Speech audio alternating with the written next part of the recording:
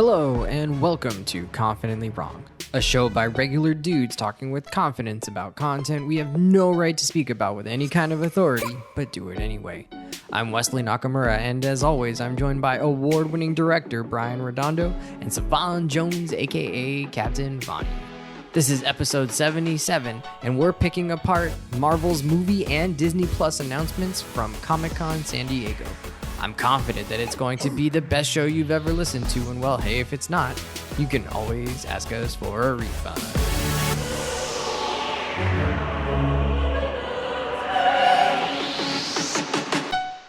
Incredible!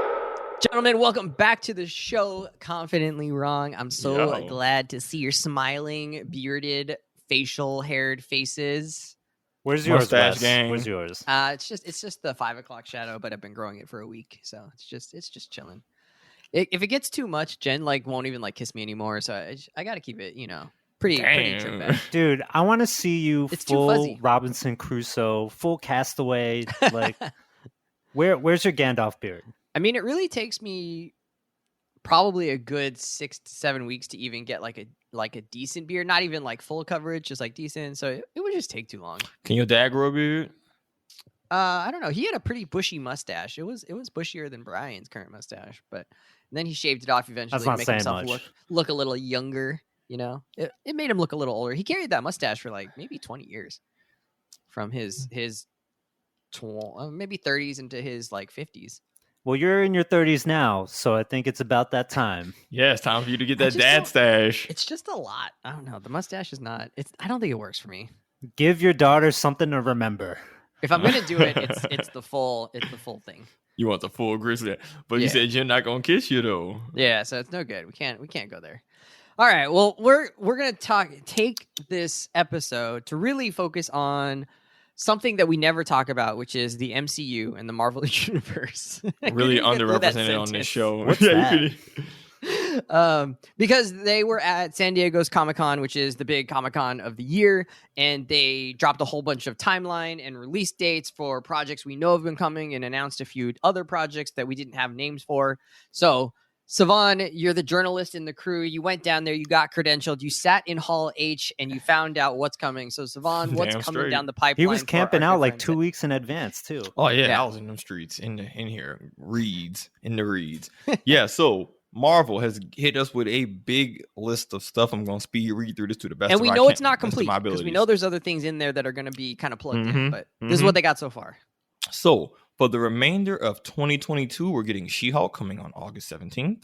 We're getting Black Panther 2 Wakanda Forever on November 11th. So that's the rest of our 2022 releases. You've probably seen commercials and trailers for both. For 2023, we are getting on Disney Plus Secret Invasion, in theaters Ant-Man and Wasp Quantumania. We're also getting Guardians of the Galaxy 3, which is going to be the end of the Guardians, I think, trilogy. Volume 3. Volume 3. Ooh, volume, gotta be clear. We're getting Echo, which is in summer 2023. For those who forget, Echo I wanna was see Maya that. Lopez, our friend who appeared in Hawkeye. We have Loki season 2 coming Yes. next summer, Loki. 2023. We have Blade coming in November 2023 in theaters, so not a series. Then we're getting Ironheart releasing on a Disney series, I believe, fall 2023. We're also going to see some Really? Ironheart debut in Black Panther 2, so that'll be fun. Then we have Agatha, Coven of Chaos. Those who remember our friend Agatha, it was her all along in WandaVision. She's getting her own series. So that's the 2023 lineup. In 2024, we're getting more Daredevil, Born Again, including the amazing Charlie Cox returning as Daredevil. So that'll be spring 2024. We're getting Captain America, New World Order, also in May of 2024. Shout out to my man, New Orleans native, Anthony Mackie, Captain America. We are getting Thunderbolts, also in 2024. Thunderbolts is basically superheroes on a work release program. Supervillains on work release is the best way I can describe it. We're finally getting Fantastic Four in late 2024. And to bring it home, in May and November of 2025, we're getting the next 2 Avengers movies, Kang Dynasty and Secret Wars. Whew, that is a hell of a list. That's crazy. Also, the Black Panther Wakanda Forever trailer is gas. I mean, just I don't know, mind-boggling. It was so good. So, of all those things, I couldn't even concentrate after you talked about because all I was thinking was the white, cloaked dancers, the sunsets or the sunrises that were happening, the music. Namor. So I don't even know what you talked about after you said Black Panther 2 because that's all I can think about now. This is a huge list. I couldn't even watch that trailer a second time because the first time was so good that I was like, I don't want to ruin it anymore. I'm the opposite. I want the full I can't experience. stop watching it. Like every day I fire it up basically. I'm with Brian. I watched the ones. I'm like, oh, this is lit. Oh yeah, It's gonna say be less. good. I knew I was gonna see the movie, but now I'm like, oh yeah, say less. Oh, it gets me hyped. I'm just like, oh, this is coming. Why isn't it November right now? Also because it's hot as hell in Texas. It needs to be November so that it cools off. So this is a huge list of announcements. Marvel does this periodically. They do this at their Disney days, yada yada. But anything on here stands out to you the most? Anything that you're looking forward to? Anything you're not looking forward to? Maybe I don't know. Savon, where you at? Ooh, golly Moses. So as the resident MCU stan, head, lover, addict, whatever word you want to use, I'm excited for all this stuff. Because again, it's easy to feel like, oh, there's so much Marvel stuff. Like, dude, 20 years ago, you just would not have had this level of investment in these stories. So again, as just a comic reading kid growing up, I'm excited for all this. It's truly my childhood brought to life. And that's always going to be dope for me. That being said, I'm super excited for She-Hulk. I've always been a big fan of the She-Hulk character. She's always been funny, clever.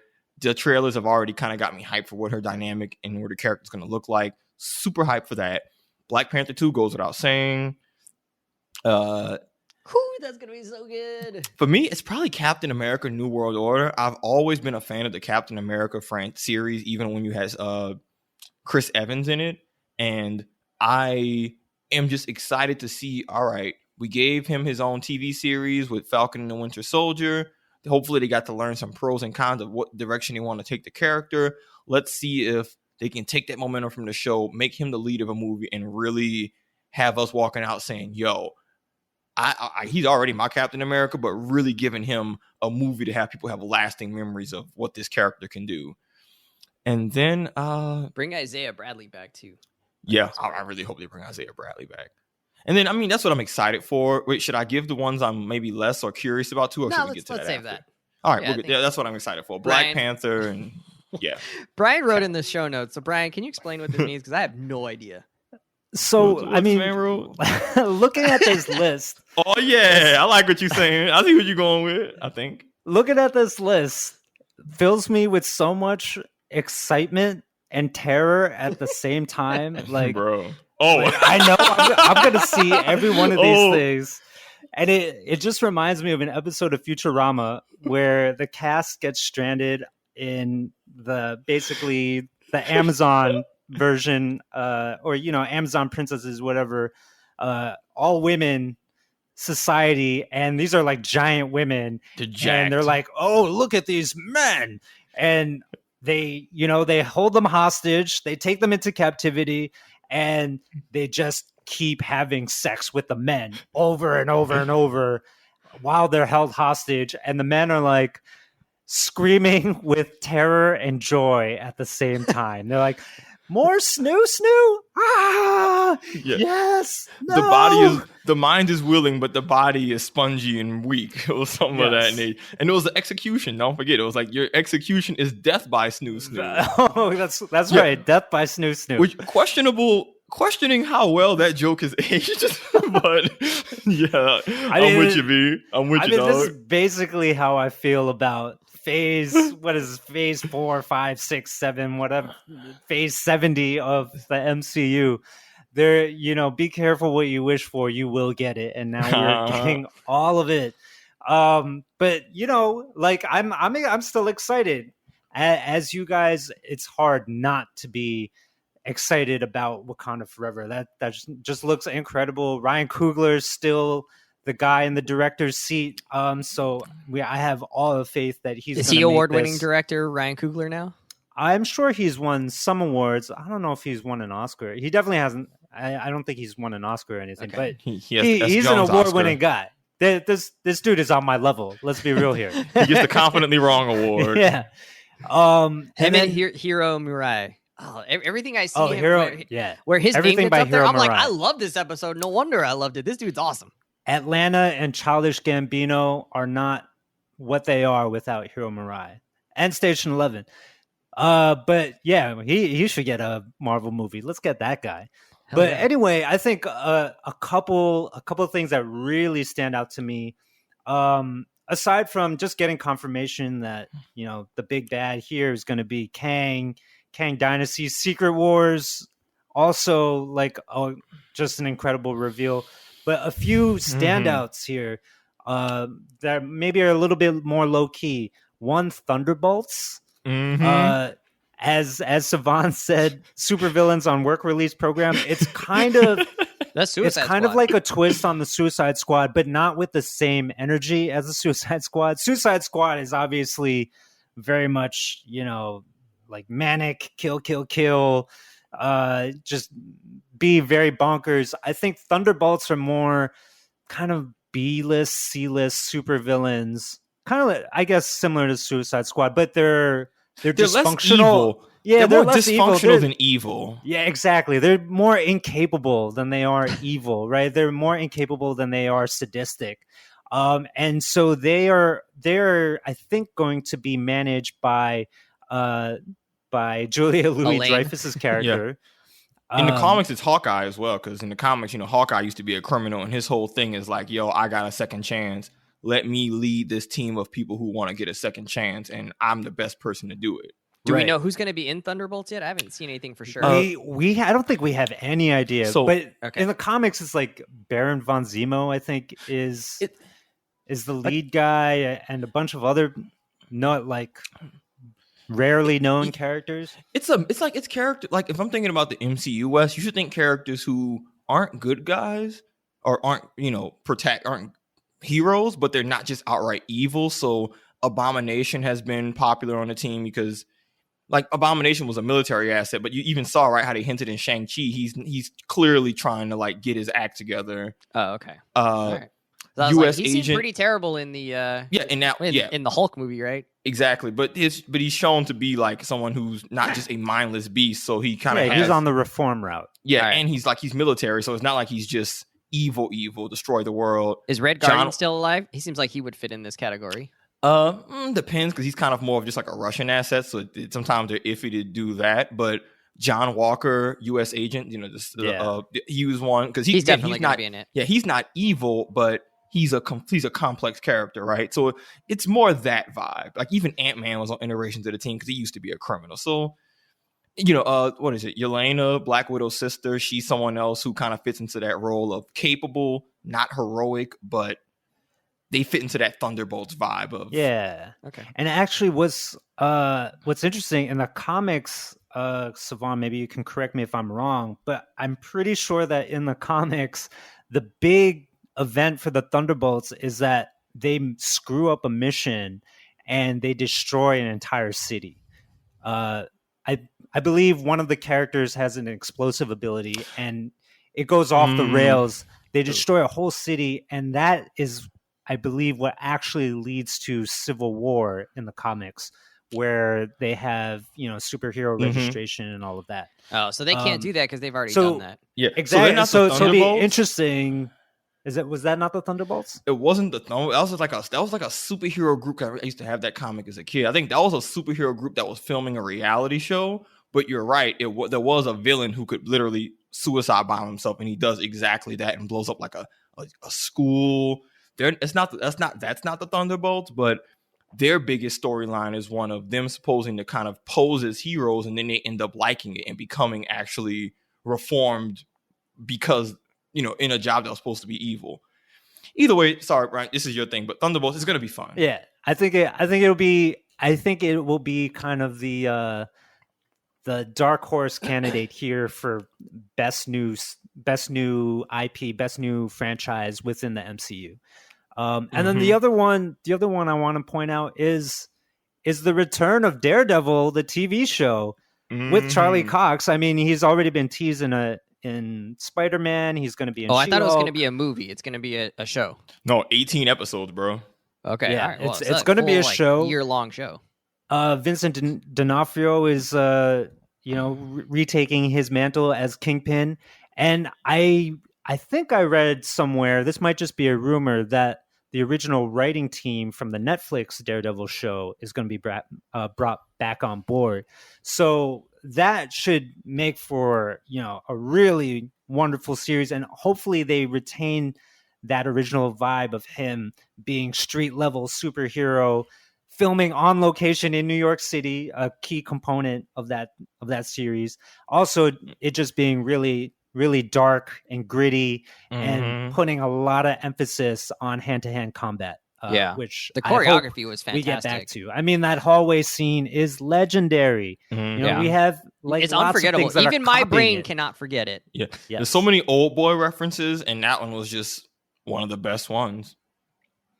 I am also looking for Daredevil, and in fact, I wrote in our show notes that if they can get that original sort of team back together, the production team, writing team, directing team, whatever, and to recapture some of that vibe, then that could be a really, really interesting project. I think what would be worse, though, than having a bad show is having a show that's like partially committed to doing that and then trying to like float this like Disney Plus train, right? Like we talked about this and when we talked about Hawkeye, but having Kingpin be a little bit underpowered, a little bit more comical, right? It was Hawaiian shirt. Oh yeah, it's just sort of. I mean, he wears Hawaiian shirts in the comic. Come on, that's like his signature fit.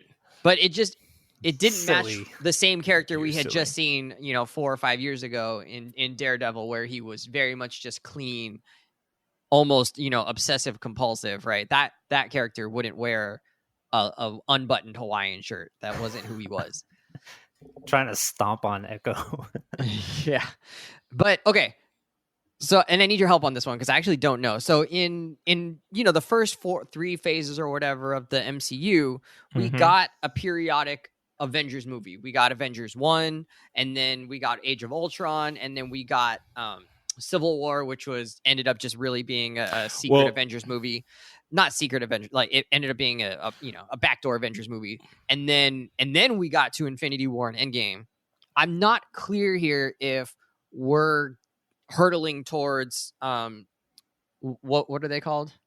Kang Dynasty? King Dynasty and Secret Wars.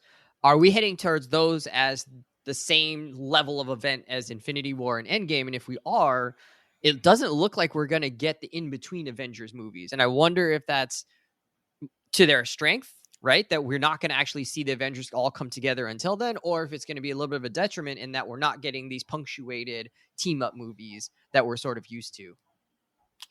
Well, I'm trying to think about the time gap, right? Because you're right. You have all the stuff leading up to Avengers. Then you have the stuff leading up to Avengers Age of Ultron.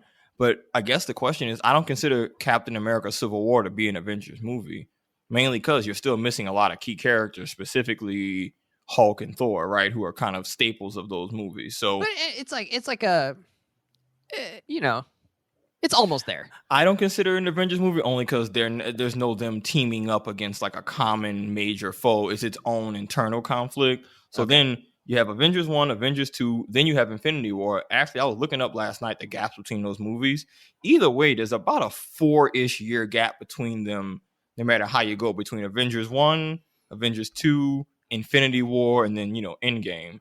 But right. I would imagine these next 2 Avengers movies are going to be in the same category of Infinity War, Endgame. Where so that's like the finale kind of movies. Yeah, and they're getting released in the same year, mind you. Yeah, 6 months apart. But what was the gap between? But the gap between Endgame and Infinity War was like a year. It was like a year. So yeah, it was summer to summer.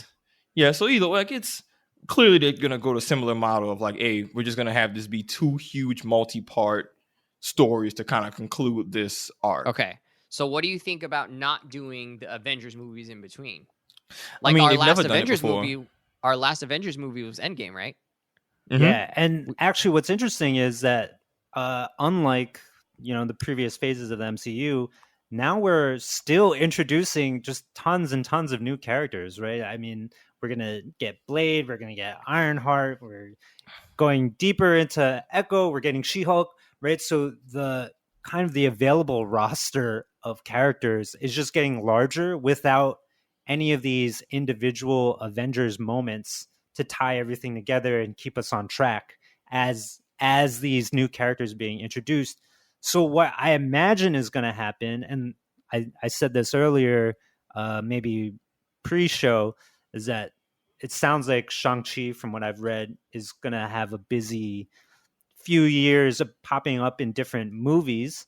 And so I'm sure that's going to happen quite a bit throughout all of these. And one of the things we haven't even mentioned is the Marvels, which was not including in this list, but is coming out next year, right? That's definitely a team up movie. And so we'll see which of these other vehicles are going to be moments for, some broader team ups between characters that lay the foundation for Kang Dynasty, which we know is probably going to include everyone and anyone. Oh, that reminds me that sorry, let me get this one. There's a few things that we know that are missing, right? Like you said, the Marvels is missing. We're pretty sure there's going to be a Shang-Chi 2 or Shang-Chi 2. And probably before we get to Kang Dynasty. So interesting that there's some movies on here that we're expecting that actually weren't highlighted here, weren't announced. And I imagine we're probably going to get, well, I don't know. I was thinking maybe we're going to get one more Spider-Man, but maybe not in between now and Kang Dynasty. And good point. And then we're probably missing a movie or a show that's going to be like a younger version of the Avengers. So Kate Bishop, who else might be in this? Maybe Ant-Man's daughter might end up being in something like that. And then I don't know if Yelena, what's her last name in the show? It's not Romanoff. Belova? No. Belova. I think it is Belova. We'll have to check. Yelena, what's her face, right?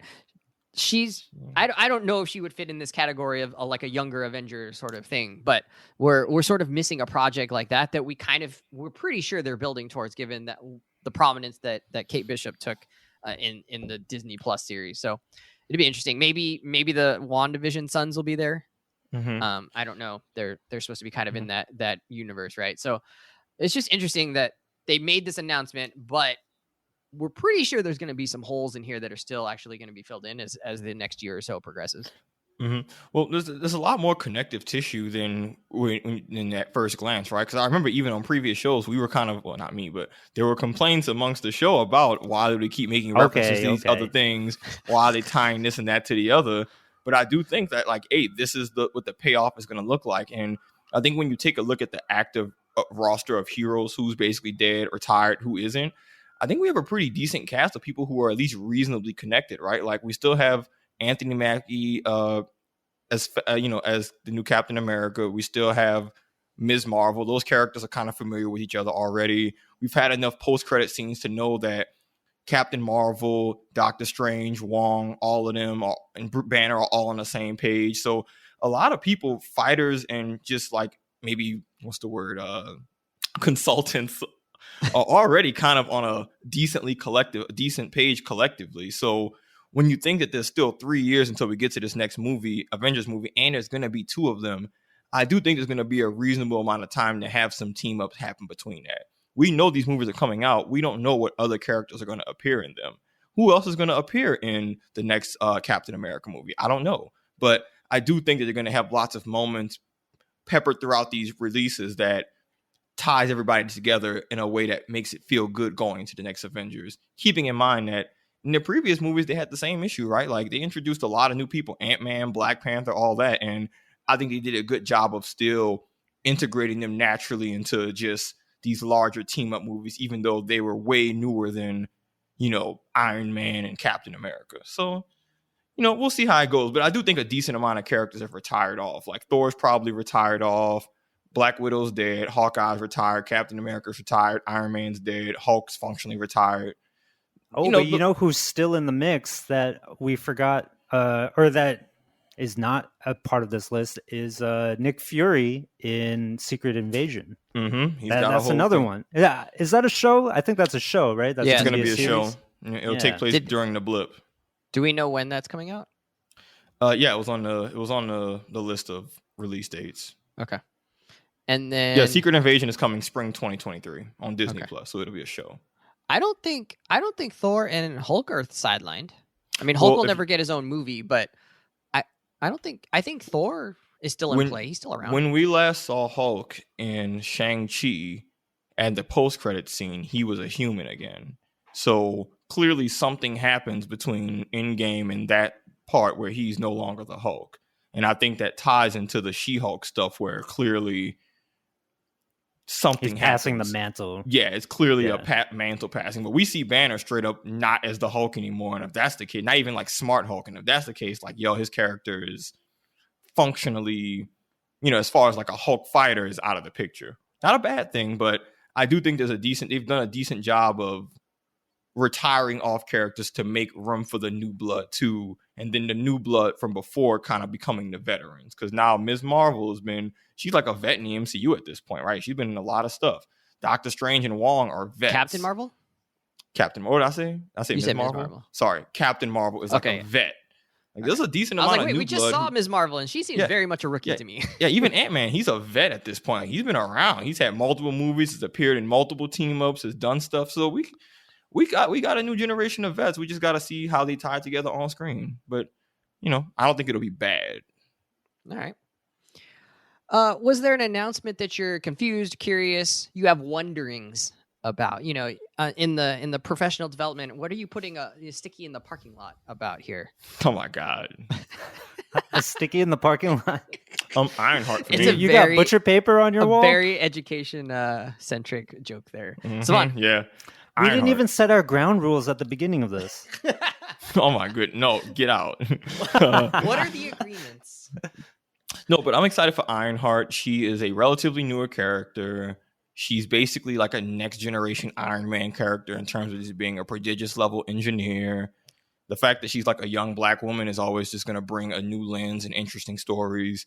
I appreciate that they're going the route they did with Spider-Man and Black Panther and kind of soft introducing them in another movie to kind of get the framework, to kind of get that foundation and buy-in. Yeah, and what then a you lead them into luxury / strength of the MCU for them to be able to do that. Well, I don't know. I think people flip-flop about it. I think overall it's a good strategy because every movie can't be an origin story. And sometimes you got to get them a little bit of momentum of some like, runway, hey, here where they are. So I'm excited, right? Young black woman, engineer, super smart, makes her own suit of amazing tech armor. She's going to be in Black Panther 2. So maybe they tie her story into those Wakanda embassies they set up in the States in different neighborhoods. Maybe they tie into that because the character is American. Yeah. There's a lot of cool directions you can take it. I'm excited. She's going to be like Shuri's apprentice kind of thing. Her and Shuri. Yeah. So just that alone. And also I think Black Panther just does a great job of just really emphasizing and putting like the black woman characters in really unique and fun, just perspectives that a lot of other media I don't think does well. I guess the only thing I'm iffy about, and I hate to sound like I'm concern trolling, but I think people have shown to have very different standards about a lot of characters who either are people of color or aren't men. And so I'm curious to see, you have a character who can very much be a Iron Man mold character in terms of what they bring to the table skill set wise.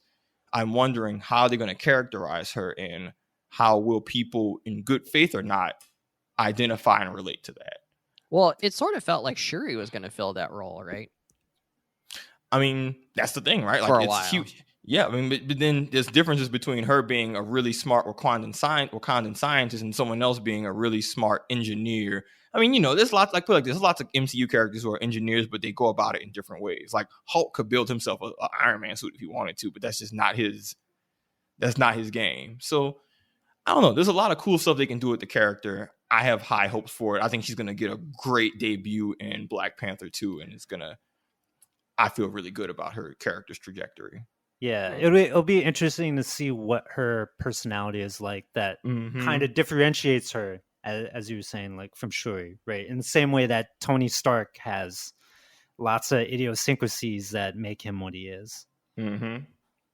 I have no idea what Kang Dynasty and Secret Wars are from the comics, and I wonder if it would be helpful knowing that context, or if it's just going to be so different, or it's just better to go in blind and be surprised and excited by how that story goes. Savon, do you know about Secret Wars and Kang from the comics? Is it something that you think would be helpful to know, or is it more like, like just see where it goes and enjoy the ride kind of thing? I think for you, it's better just to see where it goes and go for the ride. Like, I know what Secret Wars is, but, like, I knew about Thanos and Infinity War going into that too, and it was so drastically changed. It was so different.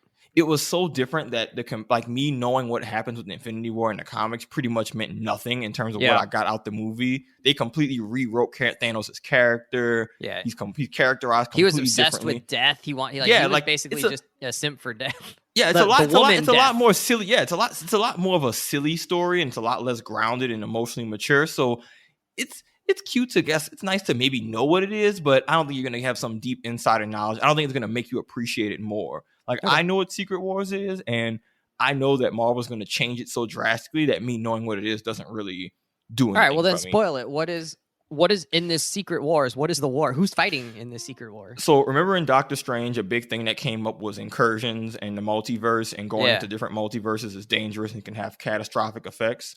Secret Wars is basically a culmination of multiple universes in the comics that basically are different Marvel storylines, like 616 different universes. They basically collapse into one another, and it turns into like a multiple Marvel storylines and worlds are at risk of being totally destroyed. And it was Marvel's way of kind of consolidating different universes and characters who existed in basically different writer stories. Mm-hmm. So you had a reason to put Old Man Logan from that unique story into like the main Marvel world, where to him, everyone he knew was dead. Yeah. So it's a lot more very convenient. Yeah. And so in the comics, it's a lot more out there, and it's very much like, end of like existence type stuff.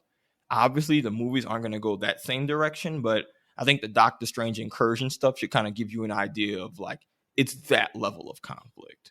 Cool. And then Kang is just basically, we saw it in, the show, he's basically just like a time traveling he's like a time traveling Genghis Khan, basically. So what I've heard from directors say and some of the writers is that he's going to be a villain who has lots of different versions of himself that appears. So I don't exactly. They're going to do some really unique stuff. Put it like this: if they do to this what they did with Thanos, it's going to be drastically different, and it's going to be good.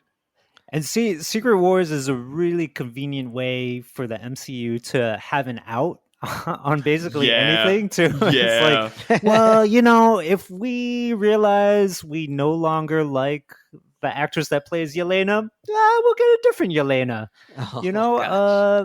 Maybe Tom Holland. Great, he's done. He looks too old now. So here we go, Miles Morales. Let's. That's probably the biggest. That's probably the biggest bringing concern Miles I Morales. Have. Yeah, because you really can just do it as a cheap way of just bringing in and retconning pretty much anything you want. I don't think they're gonna do that because they know it feels cheap. But don't be surprised if we get some more Tobey Maguire, Andrew Garfield Spider-Man in one of these things, because that's a totally valid excuse to throw them in there. Like, that's the type of characters who would appear in a story like this. The other versions of people in the multiverse who are like, hey, everything's popping off. Yeah, I'm here too. Hey, what's up? I hope we get like some really boss cameo from somebody playing a character that we just like would never have imagined. We'll finally get Tom Cruise Iron Man. yeah, for real. Like, we need that. Brian, is there anything you're curious about out of these announcements, or you're wondering about? So a couple of the big ones, like the known properties that we actually have a history for, and I'm talking about Fantastic Four and Blade. Yeah, we've seen 2 different iterations of Fantastic Four, plus John Krasinski from The Office in Doctor Strange playing Mr. Fantastic. And now we're gonna get the MCU's version of Fantastic Four. Can they really pull it off? Maybe. I don't know. They said it's not an origin story. Apparently, they said they're gonna it's not gonna do the origin stuff with them. That's good. We've seen it. I mean, yeah, exactly. And like, we kind of also, it's great that we have Chris Evans was in part of the first one, and then Michael B. Jordan was part of the second one, and then both of those go on to become iconic characters in the MCU. Wait, who is Chris Evans in the He was Human Torch. He was Human Torch. Fire kid. Oh, he was Human my Torch, God, bro. No way. Rewatch I did not know that. You're sitting there like, yo, that's Captain America. What the hell is this? And then Michael B. Jordan's Human Torch in the second Fantastic Four reboot, right? Yeah. Oh my God. And then now we got this one. Like, who knows Maybe what's the going to happen with Fantastic that. Four is just mid and people are in denial about it. I mean, it kind of is. Like, I mean, the first family of Marvel or whatever, and and their abilities are so like Ms. Marvel already does Mr. Fantastic better, I think, and then like the whole Invisible Woman thing, like not a great ability, not a great character.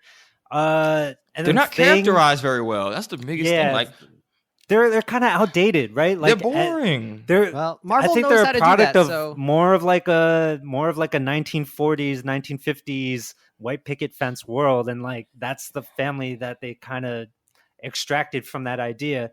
So yeah, a little shaky there. Mhm. And then a similar thing, maybe not quite the same, but Blade, right? Wesley Snipes' Blade is iconic, Yeah. right? Like Blade 2. it's hard to imagine anybody else besides Wesley Snipes in that. Absolutely. And the first Blade movie with the rave scene and the vampire, like that blood rave scene that is stuff legendary, is iconic. You don't replace that stuff. And then now we're bringing in Mahershala Ali into the role, but we already know him as Cottonmouth. what's made Cottonmouth from the Luke Cage series. So very, very weird thing going on there. How exactly are they gonna live up to the Blade franchise? Is the different question for them. I'm not really sure it's something we necessarily needed. But I understand. Mahershala Ali's like great actor, great star.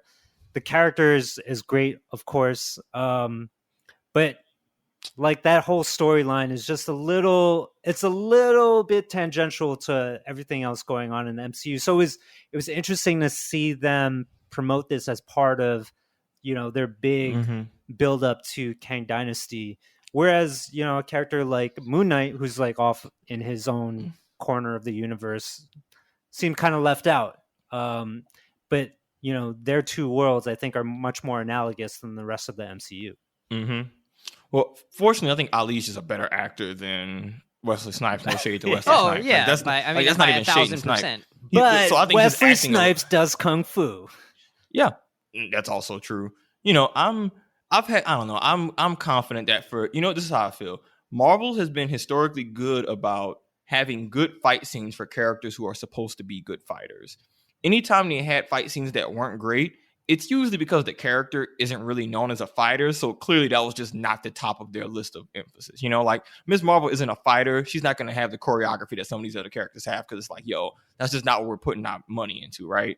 Compared to a martial arts based character where pretty much every martial arts based character in the MCU, except for Iron Fist because of filming time issues, has amazing hand-to-hand combat. That includes all the Captain America movies. That includes Shang-Chi. That includes Daredevil. That even includes the Punisher. Like they're pretty good about giving their hand-to-hand fighters like love. So I'm very confident about that.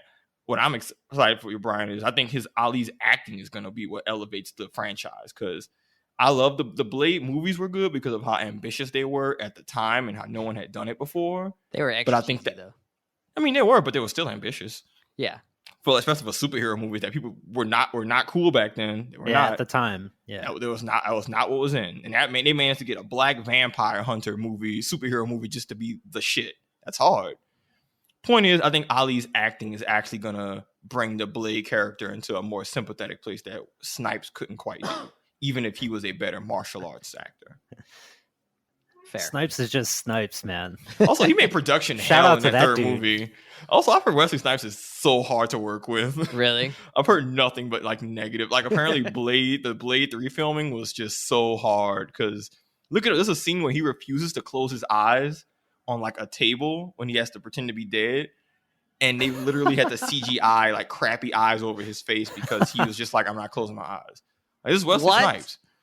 Taxpaying citizen Wesley Snipes. That's so weird. Taxpaying Dude, I'm gonna send it to you after this. It's like, he's not gonna let you get one on him. That's what he's about. Dude, it's the wildest. Yeah, but his intensity during the fight scenes made those movies, right? Because really the story and the acting and the effects were like not that good, but just fantastic action sequences. Yeah, set pieces, all set pieces. I think we could probably skip our rehash of our idea on whether all of the MCU content is actually starting to drag the MCU down a little bit, because I think we've had that conversation, and only time will tell. Basically, I do think that you guys might argue that probably we are getting too much stuff in general, but also, who are we to deny ourselves the pleasure of watching these shows? So, I'm of two minds. This is 4 years. This is also like 4 years of content. This is also like literally the next 4 years. That's a long time. Yeah. Like, it's easy to feel like, oh, this Avengers movie is right around the corner. Wes, your daughter gonna be almost 5 years old by the time that movie comes out. What? It's gonna be the end of 2025. So, but it's also gonna be like the 30th movie or something like that. Yeah, but not everybody's gonna see every single one of these. We talked about this before. The strength Marvel has now is there's such a wide range of content. And they're getting better about not having everything be so connected that you have to see everything else. You could watch Ms. Marvel, you could watch Moon Knight, you could watch most of the Disney Plus shows in a relative vacuum and still appreciate it and not feel like, oh, I have to watch all this crap to know what's happening. So you're getting better about siloing off characters when relevant. And if you're a super fan, you'll watch everything. If you don't like it, then, it's like, hey, if you're not interested in this character, you could probably just not watch the show or movie. And like, if you didn't watch Ms. Marvel, you're not just out of the loop on what's happening in the MCU anymore. I don't really care about the casuals and who just dip in and out. I care about me and my responsibility to confidently wrong. And I'm going to have to watch every one of these fucking things. I can't tell if that was sarcasm or not. It better be good. It better be worth my damn time. If you're going to make us watch all this stuff, at least make it good. All right, well, let's just go ahead and wrap up there. We got to learn about so many MCU projects coming our way. Projects, films, movies, shows, whatever. Listen, hit us up on @confidently_pod on Instagram. Savon's been running the social media venture there, and it's going really well. Tell your friends about our show. I keep telling you, you got to tell your friends about our show. That's how we're going to get new listeners. It really means a lot to us that you've been listening to us this whole time, and we're excited to continue to bring you new shows, new shenanigans, and all of that good stuff. We will see you laters. Bye.